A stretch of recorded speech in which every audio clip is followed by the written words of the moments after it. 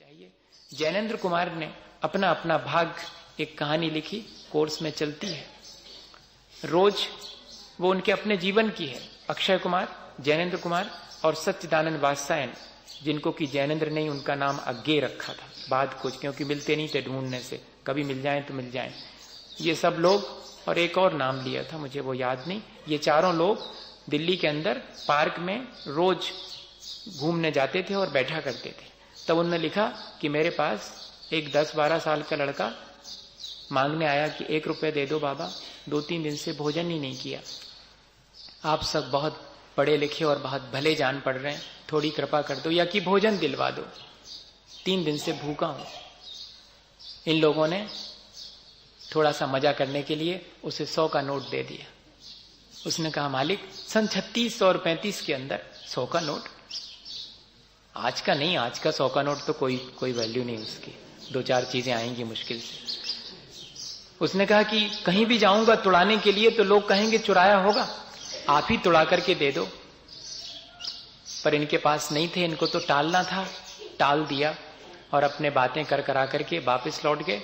दूसरे दिन फिर अर्ली मॉर्निंग वॉक पर निकले और उसी पार्क में फिर घुसे तो माली ने कहा कि बाबू आज उस तरफ की बेंच पर नहीं बैठे, इधर की बेंच पर बैठे। क्यों, ऐसा क्या हुआ, हम लोग तो रोज उसी बेंच पर बैठते हैं। नहीं बाबू, आज उस बेंच पे नहीं बैठे। अरे भाई बताओ क्या बात है, आप खुद जाके देख लो अगर देखना हो तो जाकर के देखा, वही 10-11 साल का बेटा उस बेंच के नीचे सिकड़ा हुआ प्राणांत हो चुके थे, भूख से मरण को प्राप्त हो गया था। तब थोड़ी देर खड़े खड़े मन में तो बहुत वेदना हुई कि 1 रुपए दे देते, ये भोजन कर लेता तो बच जाता। लेकिन हम लोग इतने बुद्धिमान हो गए हैं, उन्होंने व्यंग्य किया है जैनेन्द्र कुमार ने अपनी कहानी में कि हम लोग इतने बुद्धिमान हो गए हैं कि क्या कह के चले गए, अपना अपना भाग, उसका भाग्य में नहीं था। ऐसा कह करके हम एक तरफ हो गए, हमने अपनी संवेदनाओं को भी उस समय नष्ट कर दिया। संवेदना क्षण भर को उठती है दूसरे की मदद करने की, लेकिन हम ऐसे तर्क दे करके कि उसके भाग्य में नहीं होगा इसलिए तो मेरा मन नहीं बन रहा है देने के लिए, उसको मिला नहीं, मैं देवी दूं तो क्या होने वाला। ऐसा नहीं करना कभी भी। उन्होंने लिखा कि जब भी हमारे मन में इस तरह के करुणा दान की बात आए, हमें ज्यादा विचार नहीं करना चाहिए। आचार्य भगवंतों ने इसके लिए एक गाथा लिख दी है, उस गाथा को भी अपन देख लें, क्योंकि मुझे कई बार लगता है कि मेरी बात सुन करके कई लोगों को थोड़ा ऐसा लगने लगता है कि ये पता नहीं क्यों इस तरह की बात करते हैं। कहीं ग्रंथ में लिखी विखी भी होती है कि ऐसे ही करते हैं। हाँ, बहुत सारी बातें जो कि थोड़ी हट करके जैसी लगने लगती होंगी। मेरे साथ थोड़ी मुश्किल तो है, मैं उन सब चीजों को उस तरह से कहता हूं।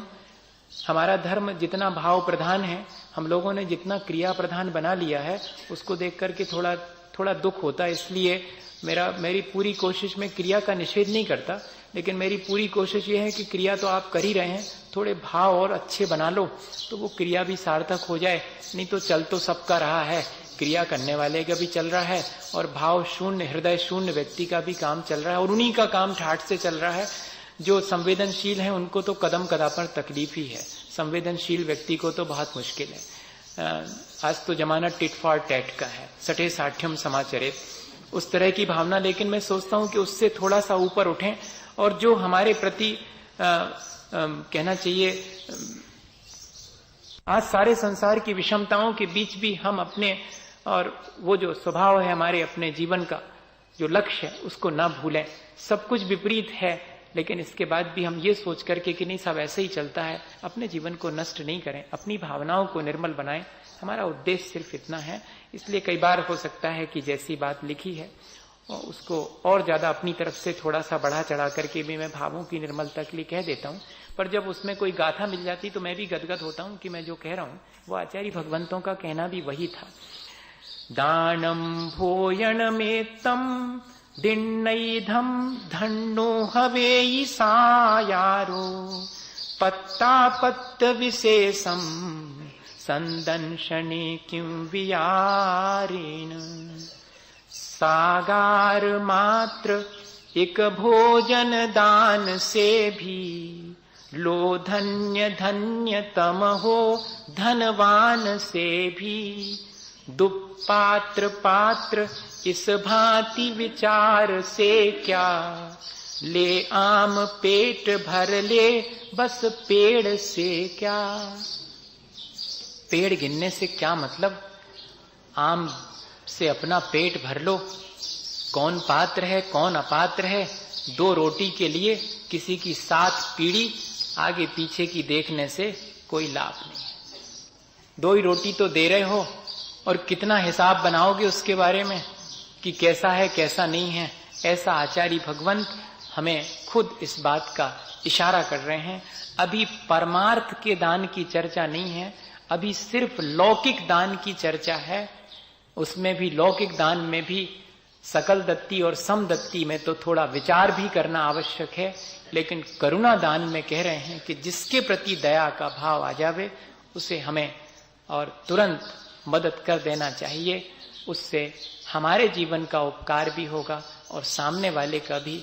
वो अगर हमारे दान से अपना अपकार करे तो उसकी जिम्मेदारी हमारी नहीं है।